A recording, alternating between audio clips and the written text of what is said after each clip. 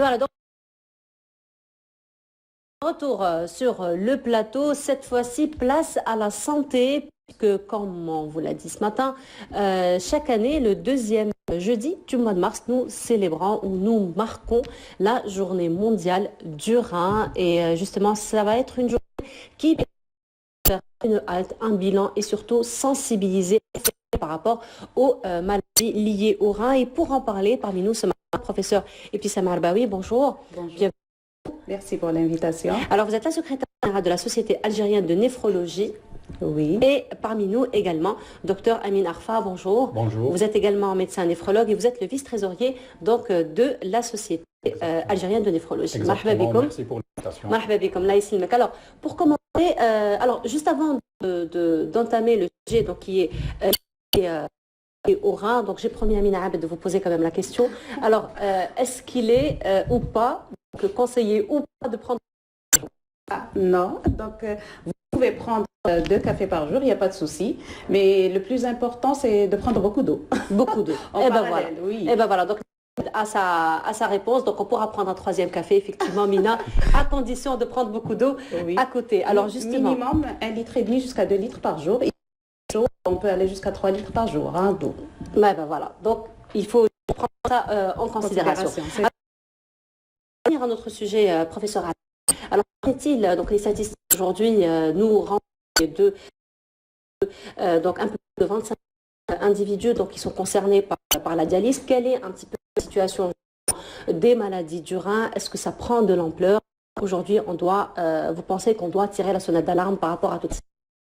Très bien. Donc la situation elle est un peu alarmante dans le sens où parmi 45 millions d'Algériens, il y a 3 millions qui ont une maladie rénale chronique. Donc un chiffre, donc approximativement c'est 10% de la population qui ont une maladie rénale chronique. Parmi ces patients, il y a 25 000, aux alentours de 25 000 qui font l'hémodialyse et 4 000 qui font la dialyse péritonéale et aux alentours de 2500 qui sont transplantés rénaux. Donc c'est insuffisant par rapport comme traitement. Donc la transplantation rénale, c'est un traitement idéal pour la maladie rénale et le chiffre est très bas. Donc depuis les années 80, on n'a pu greffer que 2500 patients. Et aux alentours de 13 000 patients, ils sont en attente de greffe rénale. Voilà, donc c'est quand même une situation, encore une fois, assez alarmante. Alors, je reviens à vous, docteur Arfa. Donc, alors, c'est quand même, on voit que les chiffres sont en train d'augmenter particulièrement. Oui. Alors, qu'est-ce qui fait justement que toutes ces maladies liées au rein augmentent de cette manière et prennent de l'ampleur? Voilà, il faut savoir que les principales causes de la maladie rénale, dans le monde, il y a 2 causes, c'est l'hypertension artérielle et le diabète. Comme on voit que c'est la prévalence, le taux de ces maladies est en train d'augmenter avec le temps, donc la maladie rénale, elle est en train d'augmenter. Avec l'hypertension artérielle et le diabète, c'est les principales causes d'augmentation de la maladie rénale. Voilà, ça, donc ce sont les principales causes. Oui. Parce que le diabète, déjà, encore prend quand même beaucoup d'ampleur, d'autant plus que c'est une maladie dégénérative, on le sait, très sournoise, très silencieuse aussi. Existe-t-il aussi d'autres causes aujourd'hui? Parce qu'il faut dire que nous sommes dans une société... Oui, il existe d'autres causes, c'est comme l'obésité. L'obésité aussi cause la maladie rénale, c'est le régime alimentaire. On s'est éloigné ces dernières années du régime alimentaire méditerranéen. Qui est le plus recommandé finalement. Qui est le plus recommandé, tout ce qui est fast-food et c'est pas bon pour la santé. Il y a aussi des maladies familiales ou héréditaires qui existent en Algérie. Et il y a aussi des malformations urologiques qui touchent les enfants. C'est des malformations de naissance. Alors justement, les malformations de naissance, est-ce qu'elles sont très vite dépistées? Ça dépend. Des fois, on ne les dépiste pas. Il faut savoir que la maladie rénale, en général, le problème de la maladie rénale, c'est que c'est une maladie silencieuse. Donc, le rein, quand il fonctionne, on a 100% de la fonction rénale. Quand il y a 30%, quand la maladie évolue, on a 30% de la fonction rénale, ça va donner des symptômes. Donc de 100% jusqu'à 30%, en général, la maladie, elle est silencieuse. Elle est silencieuse. Il n'y a pas de signe spécifique de la maladie rénale. Comment dépister la maladie rénale? Il faut faire un bilan sanguin et un bilan urinaire. Voilà pour dépister la maladie rénale. Il faut savoir aussi qu'il y a des sujets qui portent des facteurs de risque de la maladie rénale. Comment on dépiste la maladie rénale? Il faut viser des personnes qui sont les hypertendus, les diabétiques, les sujets âgés et les personnes qui présentent une maladie rénale dans la famille. D'accord. Donc là, vous avez parlé un petit peu du dépistage par les prises sanguines et aussi urinaire. Voilà. Alors, on peut parler d'un dépistage, on va dire, préventif. Donc, est-ce qu'on peut recommander aux personnes, même si elles ne font pas partie de ces catégories que vous avez citées, diabétique ou j'ai envie de dire un champ héréditaire, est-ce qu'une personne simple, justement, on lui recommande quand même d'aller se faire dépister et surtout la périodicité? Minimum, donc un sujet sain qui n'a pas de précédent, donc de diabète, d'HTA, d'hypertension artérielle, minimum, il doit faire un bilan par année. Donc il y a un bilan par année, donc ce bilan, il contient beaucoup plus un bilan rénal, sanguin et urinaire, peut-être même une échographie s'il a quelquefois des douleurs.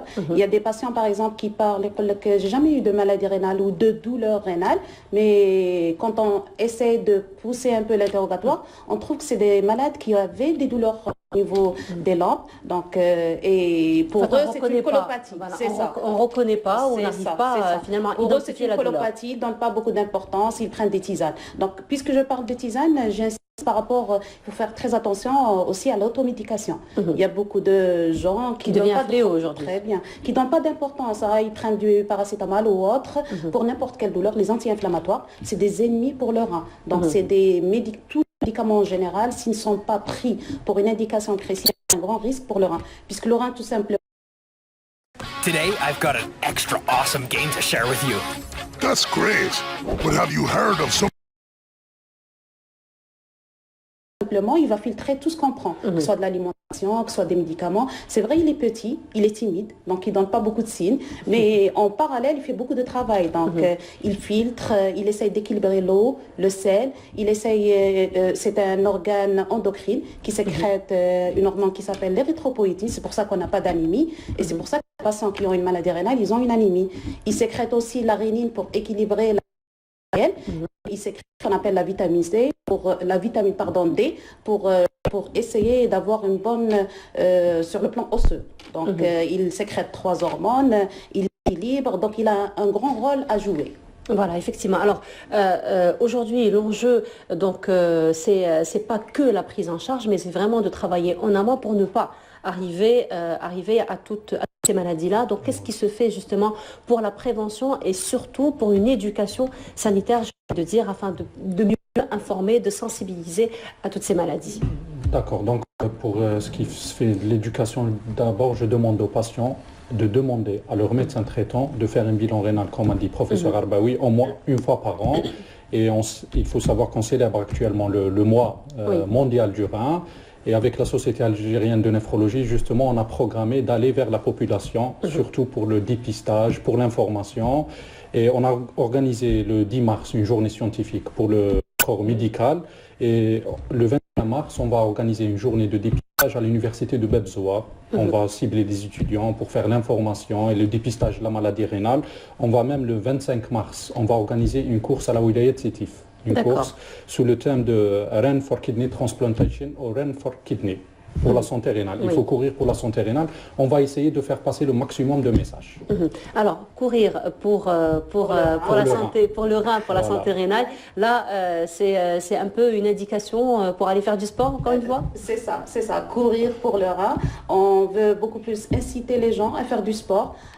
On veut parler de la transplantation rénale puisque 13 000 de patients qui font l'hémodialyse ou la dialyse péritonéale ont besoin d'un rein. Donc, ils ont besoin d'un rein. C'est vrai, dans notre pays, on fait ce qu'on appelle la transplantation à partir d'un donneur vivant, qui veut dire un membre de la famille. Mais la transplantation à partir d'un cadavre, on n'arrive pas à bien démarrer. Donc, il y a Qu'est-ce qui fait justement qu'il y ait des freins dans ce sens? Tout simplement, il faut plus de sensibilisation. Il faut que les gens sachent qu'il y a des patients qui souffrent énormément.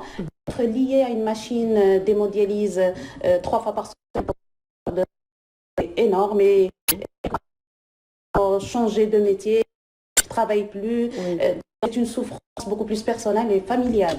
Donc, on n'arrive pas à redémarrer la greffe à partir d'un cadavre puisqu'il y a un petit refus de la part de la population. Les gens ne savent pas ce que c'est. Qui ne savent pas ce que c'est. Il y a manque d'informations. C'est pour ça qu'on a essayé au cours de ce mois de rein de parler de la sensibilisation pour et en même temps de parler de la transplantation rénale, surtout à partir d'un cadavre. Il y a beaucoup de jeunes qui souffrent et qui ont besoin de ça. Pourquoi on a choisi donc courir pour le rein? Puisque le sport et le rein, c'est deux alliés, donc ils vont avec, et on a choisi donc ce message. Donc, permettez? oui, bien sûr. Yves de Kidney Life, beaucoup plus, vous allez donner une autre vie à ces gens. Une autre vie, ils vont reprendre leur activité professionnelle, ils vont reprendre leur activité familiale, c'est très important pour eux. Voilà, donc ça va se passer à Sétif le 25 mars, vous avez dit. Le 25 mars, une Voilà. course. Voilà. Une course. On vous invite, tout le monde courir avec Tout le moi. monde peut ramener leur basket et participer. Voilà, donc c'est une course qui est destinée à tout le monde. À tout le monde. Oui, Voilà, donc à il tout le suffit monde. juste de s'inscrire. Donc on fait comment pour s'inscrire? Dans le site de la Société algérienne de néphrologie, on va publier de toute façon sur les réseaux sociaux et comment s'inscrire et tout, prochainement. Voilà, donc ils pourront vous rejoindre le 25 mars, donc ce sera au niveau de Sétif. Pourquoi Sétif? On voulait changer un peu d'Alger pour toucher tout le territoire national. Voilà, tout simplement. Voilà, effectivement. Puisque Donc, surtout... on a fait beaucoup d'activités, donc on a fait 2 journées scientifiques, on a fait une journée avant-hier, une journée scientifique beaucoup plus à Alger, et on va terminer avec une journée scientifique à Tizi Ouzou, et on a donc une journée de sensibilisation, que ce soit donc à la ville de qui est une ville où il y a un nombre très élevé de population. C'est pour ça qu'on a ciblé beaucoup plus cette ville. Et pourquoi pas dans les jours suivants les autres wilayas du pays. Voilà, surtout professeur, vous, une journée ne vous suffit pas. C'est tout un mois ou c'est toute l'année? C'est toute l'année qu'il faut faire, de la sensibilisation. Aujourd'hui, donc vous avez évoqué un petit peu le souci de la transplantation, donc à partir d'un cadavre, pardon. Mais sinon, qu'en est-il aujourd'hui de la prise en charge justement des sujets qui sont, des patients qui souffrent donc de maladies des reins? La prise en charge, donc si on essaie de comparer un peu, il y a 20 ans, les choses étaient différentes. Donc les malades souffraient énormément, il n'y avait pas de qualité de dialyse, il n'y avait pas de traitement adjuvant. Mais maintenant, alhamdoulilah, beaucoup de choses ont changé. Donc l'hémodialyse, il y a une qualité de dialyse pour nos patients. Il y a un traitement pour l'anémie qui est l'érythropoïétine. Donc tout le monde a accès à cette molécule et même à toutes les molécules innovantes pour traiter tout ce qui est ostéodystrophie rénale, qui veut dire l'atteinte osseuse de la maladie rénale. Donc à part l'anémie, l'atteinte osseuse et même d'autres traitements qui sont disponibles pour nos patients.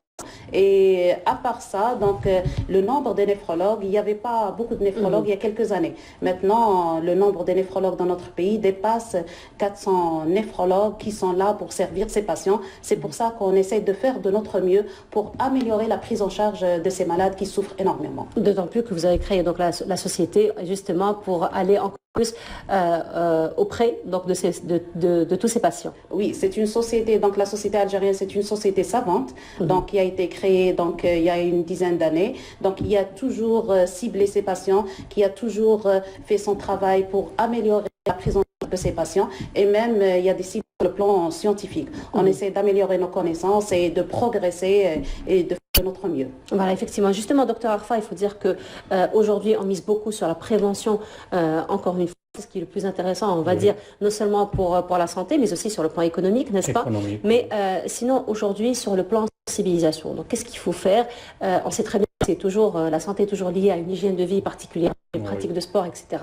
Donc justement, aujourd'hui, qu'est-ce qu'il faut faire? Quel est le bon comportement qu'un citoyen devrait plutôt adopter afin d'éviter, de prévenir ce genre de maladie? D'abord, je reviens toujours sur le régime méditerranéen, ce qui est riche en légumes. Il faut revenir sur ce régime. Que nous sommes un pays méditerranéen par excellence. Oui. Voilà, il faut boire, je ne dirais pas beaucoup, mais en moyenne 1,5 litre à 2 jours. Voilà, il faut manger moins de sel, puisqu'on consomme beaucoup de sel. Il faut manger moins de sel, moins de sucreries, et surtout, c'est éviter l'automédication aussi. Voilà. Surtout, l'automédication. Voilà, et lutter contre l'obésité et faire du sport, l'activité physique et lutter contre le tabac. Et surtout le dépistage. Oui, c'est très important. Oui. Pour ne pas oublier une catégorie de patients qui sont les patients qui ont une maladie auto-immune et les patients qui ont des lésions, il faut y penser, puisque les maladies auto-immunes, par exemple chez les femmes donc jeunes, le lupus, qu'on appelle le lupus ou the EIBA, c'est une maladie qui est très fréquente chez les femmes jeunes. Donc, c'est des patients qui peuvent donc compliquer, arriver en dialyse. Donc, il faut prévenir donc l'atteinte rénale chez ces patients en faisant des contrôles réguliers, en faisant des bilans réguliers. Et il faut traiter au bon moment. Mais qu'en est-il justement de la tranche des enfants, j'ai envie de dire? Oui. Humans may think they're atop the food chain, but these legends of the animal kingdom possess truly superhuman abilities. Night vision. Oui, les enfants, le conseil qu'on peut donner beaucoup plus aux mamans, c'est de faire attention par rapport aux infections urinaires à répétition. Un enfant qui fait une infection urinaire, il faut explorer, il faut chercher la cause, puisque quelquefois c'est une urinopathie qu'on peut traiter sur le plan chirurgical ou qu'on peut prévenir donc la complication vers l'insuffisance rénale par des traitements donc antibiotiques et une prise en charge adaptée. Donc un enfant qui a une maladie rénale, quelle que soit l'origine, doit être pris à temps. Donc, donc pédiatres et néphrologues, donc ils vont faire donc une bonne prise en charge pour ces enfants pour éviter que cet enfant arrive en insuffisance rénale. Parce qu'un enfant qui a une insuffisance rénale, donc c'est une souffrance de l'enfant, des parents, de une famille. Alors justement, là nous avons une image que vous avez ramenée, vous pourriez peut-être la commenter? Oui, donc ici on a quelques tableaux d'étoiles. C'était avant-hier au cours de la journée mondiale du rein. Donc on a essayé d'initier ce qu'on appelle l'art-thérapie. L'art-thérapie c'est quoi? C'est beaucoup plus pour les médecins et les malades. On a des malades qui souffrent énormément, donc ils ont besoin d'être accompagnés. C'est pas le fait de leur donner donc cette séance d'hémodialyse ou de leur accompagner en épurant le sang, c'est insuffisant. Donc c'est pour ça qu'on a essayé d'initier avec nos amis néphrologues la thérapie et faire quelques tableaux de peinture pour le rein. Voilà, donc encore une fois, c'est le côté psychologique cette fois-ci qui est pris en considération. Qui est très très important. Voilà, donc là, c'est une exposition que vous avez organisée? Non, on a invité des médecins, néphrologues, qui ont essayé de dessiner. Ce sont les médecins eux-mêmes qui ont dessiné? Qui l'ont fait. Vous avez des artistes, avec beaucoup d'amour. Vous avez beaucoup d'artistes au niveau de la société, finalement. Oui. Donc ce sont des artistes en matière de santé, mais des artistes en matière d'art aussi. En parallèle. Et ils font tout pour une bonne prise en charge de leurs patients. C'est ça le plus important. On essaie de lutter, puisque vraiment ces malades, ils ont besoin de nous. C'est des malades qui souffrent, qui attendent une transplantation rénale. Donc, on est là pour eux. On veut passer un message qui est très important. Donc, si on le dit, c'est pas que des chiffres, c'est une réalité. 3 millions de patients, parmi 45 millions d'Algériens, ont une maladie rénale chronique, qui veut dire presque 10% de la population. Donc, il n'y a pas quelqu'un parmi nous, donc... Il n'y a pas un membre de sa famille qui n'est pas diabétique, qui n'est pas hypertendu, qui n'a pas de lithiase rénale. Donc, et ces patients ont un risque de développer une insuffisance rénale. La solution et le traitement, c'est vrai, il y a l'hémodialyse, il y a la dialyse péritonéale, mais le traitement c'est quoi idéal, la différence justement entre les deux? Donc, entre l'hémodialyse et la dialyse péritonéale, donc l'hémodialyse, c'est une machine qui va épurer le sang. Ça se fait 3 fois par jour et pendant 4 heures de temps. La dialyse péritonéale, c'est autre chose. Donc, c'est beaucoup plus une dialyse, si on peut dire, à domicile. Donc, une dialyse à domicile qui veut dire, donc le patient est branché avec un petit tuyau, un cathéter au niveau abdominal. Et il fait ses échanges 4 fois par jour. Sur le plan alimentation, il est plus libre. Il ne se déplace pas au centre. Il le fait chez lui, à la maison. Mais chaque méthode a ses avantages et ses inconvénients. Mais l'idéal, c'est que ce patient qui souffre d'une insuffisance rénale, qu'il soit transplanté. Et l'idéal encore plus, c'est de prévenir et de ne pas du tout arriver à ces maladies. Alors je reviens à vous dans un petit moment. Et là, normalement, Kenza Nchar est parmi nous. Elle est à Tizi Ouzou. Kenza, tu nous entends? Est-ce que... Alors je me retrouve aujourd'hui au niveau de la wilaya de Tizi Ouzou. Comme tu sais, le mois de mars, le mois de la préservation de l'environnement, mais aussi le mois de plantation. Et pour ça, je suis au niveau de la wilaya de Tizi pour un challenge national qui a été lancé par la Fondation Nasl Khair, le Algerian Green Challenge dans son cadre de son programme environnemental. Et pour ça, Yasmine, la directrice des finances de la Fondation Nasl Khair, va nous donner plus de détails sur le programme d'aujourd'hui, parce qu'il est très riche, mais aussi les programmes des jours à venir. Bonjour tout le monde. Donc voilà, nous sommes à Tizi Ouzou, plus précisément à leur village Telvant. Donc dans le programme environnemental de la Fondation Nasl Khair. Donc on se retrouve aujourd'hui ici, village Telvant, pour l'opération de reboisement. Et c'est un challenge national où nous avons reçu plus de 15 wilayas qui sont venus aujourd'hui. Et donc voilà, donc nous avons planté plus de 700 arbres dans l'olivier et chêne vert. Voilà, donc on vient juste de terminer l'opération parce qu'on a commencé à 10h du matin. Et donc et aussi l'après-midi, il y aura d'autres ateliers aussi. Donc dans le vlogging, randonnée, atelier pour enfants. Et on voit ici qu'on a reçu beaucoup d'enfants, donc c'est magnifique, c'est agréable de voir les enfants planter des arbres et tout ça. Voilà. Donc, et aussi, voilà, donc cet événement, il va se dérouler dans 3 wilayas. Aujourd'hui, nous sommes à Tizi Ouzou. Le week-end prochain, on sera, Inch'Allah, au niveau de Bjaya Touja. Et le week-end après, donc c'est le 24 du mois de mars, ça sera Inch'Allah au niveau de Sila, Tob, Inch'Allah. Alors avec qui vous avez collaboré justement pour cette opération? Alors cette opération, on a collaboré avec les gens du village. Donc ils étaient les comités du village, les gens du village, ils étaient là, ils ont très bien accueillis, ils nous ont vraiment bien reçus, ils sont tous là avec nous. Vraiment c'est vraiment magnifique. Voilà. Merci Kenza. Merci. Beaucoup de courage. Merci. Alors quand on parle du comité de village, évidemment, on a toujours un sage qui est là sur lequel on essaie de puiser le maximum justement pour connaître la région, mais aussi pour beaucoup apprendre. Et pour ça, nous avons avec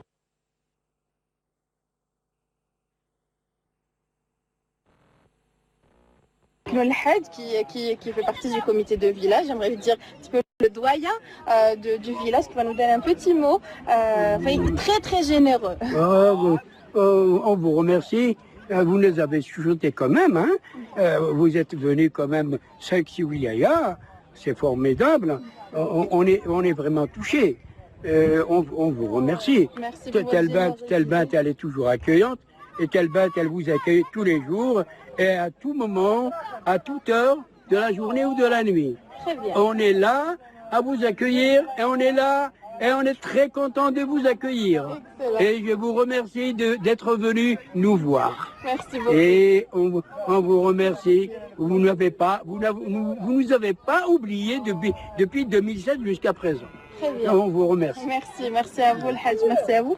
Donc, je vais un petit peu vous montrer le déroulement de ce challenge fait par la fondation. Voilà, un petit peu, comme on l'a dit, il y a plus de 15 wilayas qui sont présentes aujourd'hui, donc des différentes associations, mais il y a aussi il y a le comité de village.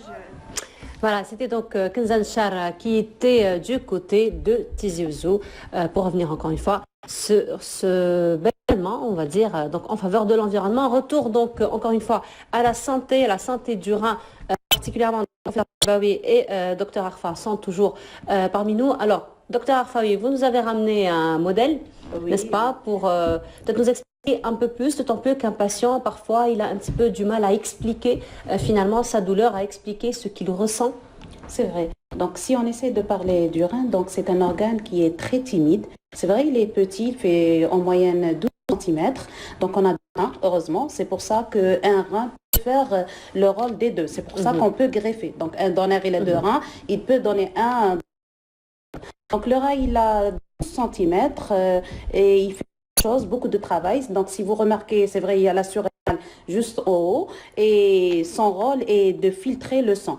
Donc, il y a un passage très important, plus que 7 par jour, donc au niveau de ce rein, donc pour équilibrer l'eau, le sel, tout ce qu'on mange et tout donc dans l'organisme. Donc, il est petit, mais il fait un travail énorme et il nous cache beaucoup de surprises. Beaucoup de belles surprises aussi. Oui. Et si on ne prend pas soin, encore une fois. Donc, alors, pour revenir encore une fois à la question de la transplantation rénale, il faut dire qu'à un moment donné, il y a eu beaucoup de débats autour de cela. Mais aujourd'hui, en débat, donc on va dire tout a été résolu, même sur le plan religieux, n'est-ce pas? Donc, qu'est-ce qu'on pourrait faire, encore une fois, afin de sensibiliser, afin d'informer qu'aujourd'hui, c'est plus qu'une nécessité pour sauver des vies, encore une fois? Je pense qu'il faut toujours, il n'y a pas que le mois de mars, c'est au cours de toute l'année, il faudrait faire l'information, il faudrait faire la formation, il faudrait alerter la population, il faudrait encourager la transplantation rénale. En Algérie, ça se fait, alhamdoulilah, mais ces 2-3 dernières années avec l'épidémie du Covid, ça s'est pratiquement arrêté, bon, comme ça, c'est dans le monde entier, pas en Algérie. Et la solution, c'est le donneur cadavérique en Algérie. La solution, il faut savoir quand une personne décède, la personne peut donner ses 2 reins, elle peut faire sortir 2 personnes de la dialyse. Oui. Voilà.